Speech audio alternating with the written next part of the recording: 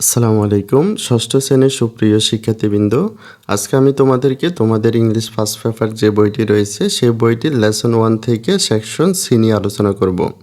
এখানে আমাদেরকে বলা হয়েছে রিড দ্য ফলোয়িং পোয়েম, অর্থাৎ নিচের কবিতাটি পড়ো এবং কমপ্লিট দিস লেসন, এবং এই পাঠটি সম্পূর্ণ করো with fun and laughter. Fun মানে হচ্ছে মজা, লাফটার মানে হচ্ছে হাসি। অর্থাৎ এখানে আমাদেরকে বলা হয়েছে মজা এবং হাসির মাধ্যমে নিচের কবিতাটি পড়ো এবং পাঠটি সম্পূর্ণ করো।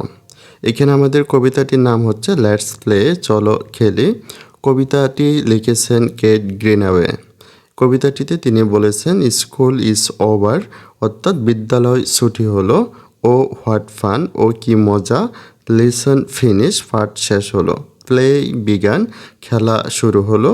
হু উইল রান ফাস্টেস্ট, কে দ্রুত দৌড়াবে। ইউ অর আই, তুমি না আমি। হু উইল লাভ লাউডেস্ট, কে জোরে হাসবে। লেটাস ট্রাই, চলো চেষ্টা করি। এই কবিতাটিতে যে জ্যোতিচিহ্নগুলো বা বিরাম চিহ্নগুলো ব্যবহার করা হয়েছে, আমরা কবিতাটি পড়ার সময় এই বিরাম চিহ্নগুলোর দিকে লক্ষ্য করব। তারপরে এখানে আমাদের রয়েছে সেকশন C1। এখানে আমাদের সেকশন C1-এ বলা হয়েছে notice the use of punctuation mark in the poem, অর্থাৎ এই কবিতাটিতে যে পাংচুয়েশন মার্ক বা জ্যোতিচিহ্ন বা বিরাম চিহ্ন ব্যবহার করা হয়েছে সেগুলো লক্ষ্য করতে বলা হয়েছে।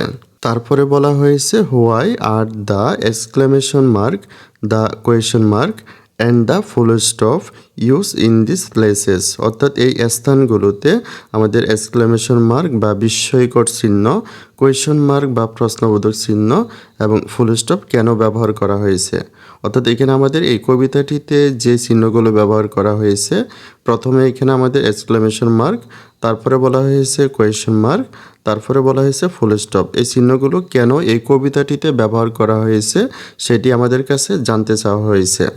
আমরা জানি এক্সক্লেমেশন মার্ক বা বিস্ময়কর চিহ্ন দুঃখ, কষ্ট কিংবা তাৎক্ষণিক আনন্দ প্রকাশ করার জন্য ব্যবহার করা হয়। কোয়েশন মার্ক বা প্রশ্নবোধক চিহ্ন প্রশ্ন জিজ্ঞাসা করার জন্য ব্যবহার করা হয়, এবং ফুল স্টপ ব্যবহার করা হয় বাক্যের সমাপ্তি বোঝানোর জন্য। আর এই চিহ্নগুলো এই কবিতাটিতে কেন ব্যবহার করা হয়েছে, চলো সেটি আমরা দেখে নেই। সেকশন C1-এর সমাধানের শুরুতে আমরা লিখে নিতে পারি the reasons for using the exclamation mark, question mark and full stop in the poem, অর্থাৎ কবিতাটিতে এক্সক্লেমেশন মার্ক বা বিস্ময়কর চিহ্ন, কোয়েশন মার্ক বা প্রশ্নবোধক চিহ্ন এবং ফুল স্টপ ব্যবহারের কারণসমূহ আর এস ফলোস, মানে নিম্নরূপ। প্রথমে আমরা এক্সক্লেমেশন মার্ক বা বিস্ময়কর চিহ্ন ব্যবহারের কারণসমূহ জানব। এখানে যদি আমরা কবিতাটির দিকে লক্ষ্য করি তাহলে আমাদের কবিতাটির দ্বিতীয় লাইনে এক্সক্লেমেশন মার্ক বা বিস্ময়কর চিহ্ন ব্যবহার করা হয়েছে। তো এখানে আমরা লিখতে পারি in the second sentence the exclamation mark is use, অর্থাৎ দ্বিতীয় বাক্যে এক্সক্লেমেশন মার্ক বা বিস্ময়কর চিহ্ন ব্যবহার করা হয়েছে টু এক্সপ্রেস, মানে প্রকাশ করার জন্য দ্য স্টুডেন্টস গ্রেট জয়, অর্থাৎ ছাত্রছাত্রীদের তীব্র আনন্দ। অর্থাৎ ছাত্রছাত্রীদের তীব্র আনন্দ প্রকাশ করার জন্য দ্বিতীয় বাক্যে এক্সক্লেমেশন মার্ক ব্যবহার করা হয়েছে। তারপরে আমরা কোয়েশন মার্ক ব্যবহারের কারণসমূহ জানব।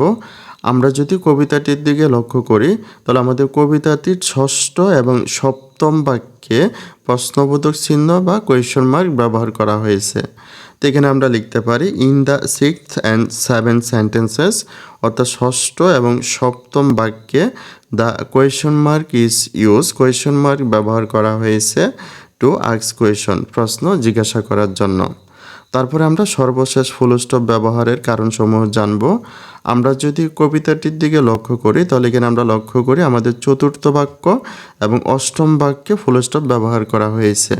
তো এখানে আমরা লিখতে পারি in the fourth and eighth sentences the full stop is use, অর্থাৎ এখানে বলা হয়েছে চতুর্থ এবং অষ্টম বাক্যে ফুল স্টপ ব্যবহার করা হয়েছে show the end of sentence, অর্থাৎ বাক্যের সমাপ্তি বোঝানোর জন্য।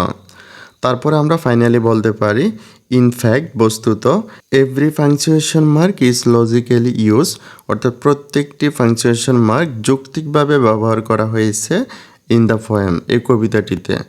তাহলে সুপ্রিয় শিক্ষার্থীবৃন্দ, তোমাদের ভিডিওটি এ পর্যন্তই।